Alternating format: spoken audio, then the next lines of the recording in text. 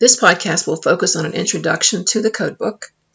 The information that's presented was recorded using the 2016 codebook, but everything in it is the same except for that page that you'll see. The required textbook for this course is the Nellie Leon Cheeson ICD-10-CM and ICD-10-PCS Coding Handbook for 2019. I suggest getting the one with the answers so that you can check yourself. Also, I like Optum for the codebook. You can use whichever codebook you would like, as long as it is a 2019 codebook.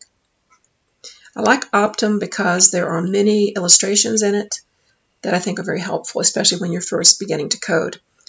While I'm on this page, let me just remind you that this is the diagnosis coding course. So when you are going through the coding handbook, you're going to see chapters that mentioned PCS or procedure coding. Just ignore those. You're welcome to read them if you like, but they have nothing to do with this course. This course is specific to diagnosis coding. The ICD-10-CM code set is used for both inpatient and outpatient diagnosis coding. When we're looking at procedure coding, you have different code sets. CPT is used for coding outpatient procedures, and PCS is used for coding inpatient procedures. For this course, for Fall 19, you're going to focus on just diagnosis coding. As you listen to the following information, please post any questions that you have about the codebook in discussion board, and I will address them there. Thank you very much.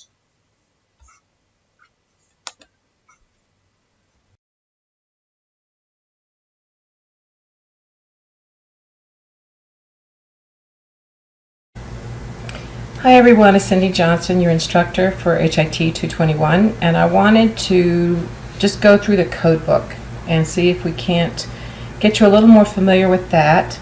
I'm using a document camera, which I'm not super familiar with, but hopefully this will help me show you things. So, looking at the table of contents, you can see the different chapters, those types of things.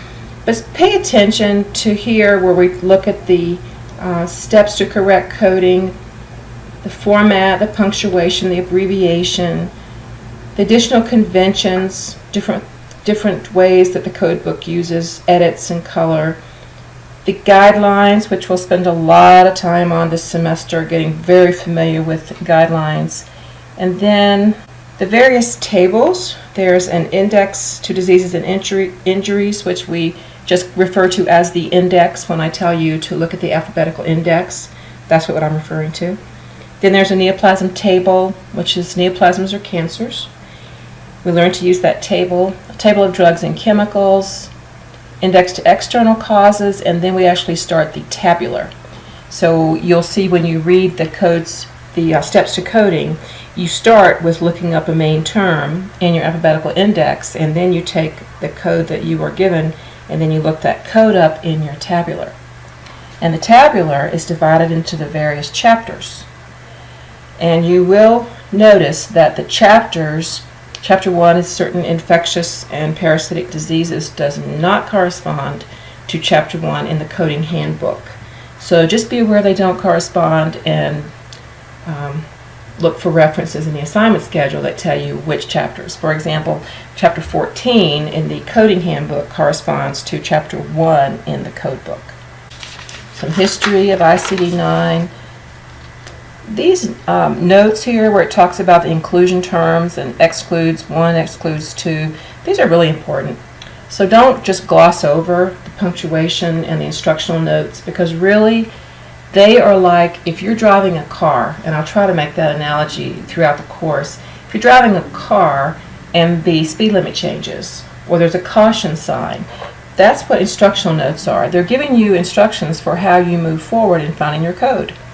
So do pay attention to those. And you'll see, this is my code book. You're going to see where I have written notes to myself about different things throughout the code book. We'll learn more about that as time goes on. Let's see what else. Then you get to the official guidelines. Let me move this down. Sorry. The official guidelines for coding and reporting.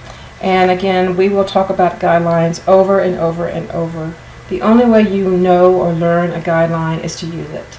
So I have many examples on the exercises and in our exams that will have you referring often back to the guidelines. You can see where I have made my own highlights for different things. I mentioned in one of the recordings, I think it was the assignment schedule, that I had to learn ICD-10 as well. I learned to code in 9. So it has been an education to learn to code in 10. I like it, but it is very different than 9. So the guidelines, there's several pages of them. Now you will see some of them, after you get past the general guidelines, you see chapter-specific guidelines. So you will notice that as you move through these.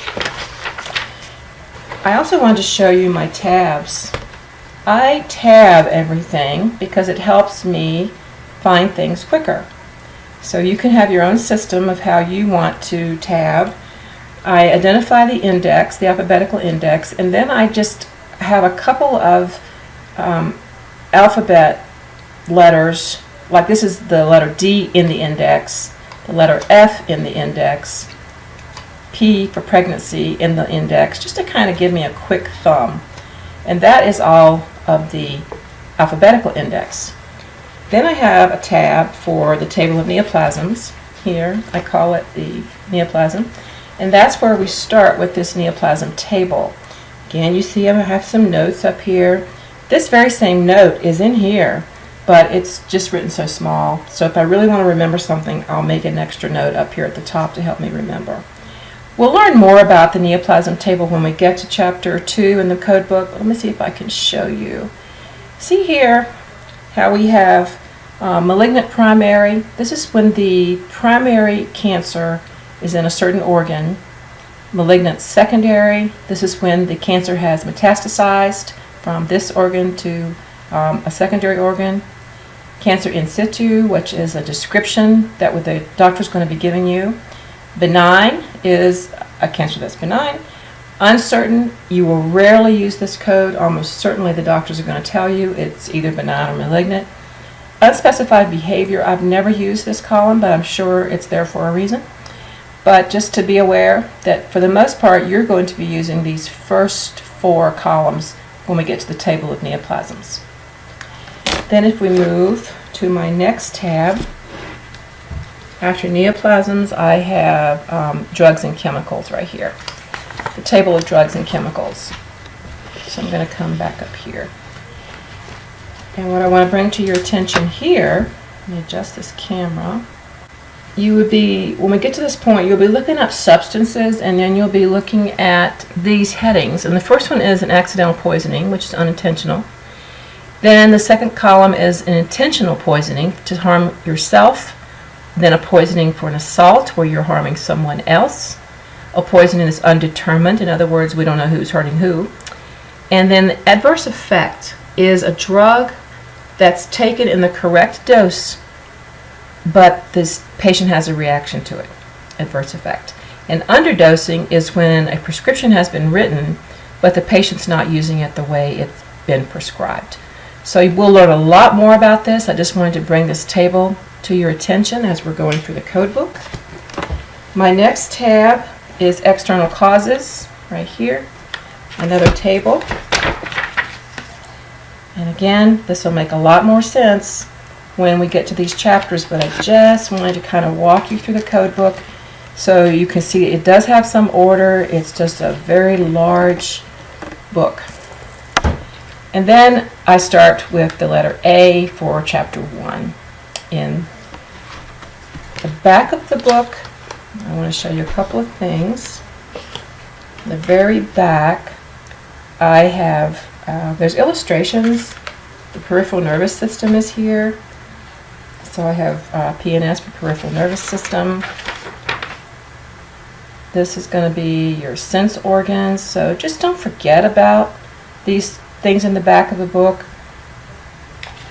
And I have them labeled. You can see my little labels here, just to help me find them quickly when I'm coding. So hopefully that's just an introduction to the book. We'll spend a lot of time in this book. You'll become very, very familiar with it. Those illustrations we just looked at, here they are. So I hope this has been a little bit helpful so that you can spend some time getting in the code book and figuring out what's what. and we will learn together how best to use this very large amount of codes.